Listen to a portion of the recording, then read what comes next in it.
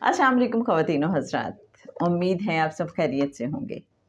क्या गौसे ज़माना के मातहत जो अक़ताब हैं उनकी तादाद सिलसिला विलायत शुरू होने से लेकर अस्र हाज़िर तक एक ही है या वक्त के तकाज़ों के तहत तब्दील होती रहती है?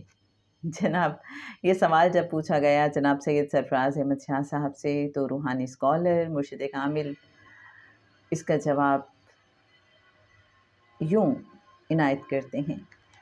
उन अक़ताब की तादाद एक सी नहीं रह पाती, कम ज़्यादा हो जाती है। इसकी कई एक वजूहात बन जाती हैं। देखने की बात यह है कि उन अक़ताब की अप्रूव्ड स्ट्रेंथ क्या है, यानी मंजूर शुदा तादाद क्या है, और एक वक्त में दुनिया में कितने कुतुब होंगे। एक अप्रूव्ड स्ट्रेंथ है, लेकिन बाज़ औक़ात कुछ वजूहात की बिना पर एक आध कुतुब कम हो जाता है और अक़ताब की तादाद में स्लाइट सी वेरिएशन आ जाती है। आम तौर पर एक कुतुब की तादाद में वेरिएशन आती है, इससे ज़्यादा कमी मेरे इल्म में नहीं है।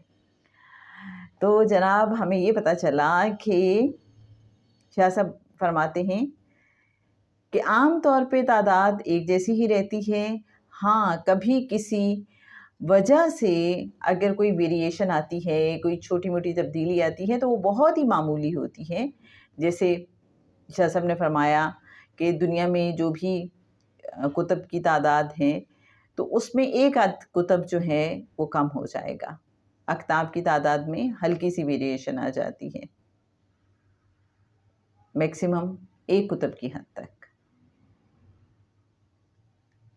ठीक है जनाब, तो ये हमने आज के सवाल और जवाब से सीखा कि आम तौर पर जो अप्रूव्ड स्ट्रेंथ है उसके मुताबिक ही तादाद रहती है और आम तौर पे उसमें वेरिएशन नहीं आती, और अगर वेरिएशन आए भी तो बहुत स्लाइट सी होती है।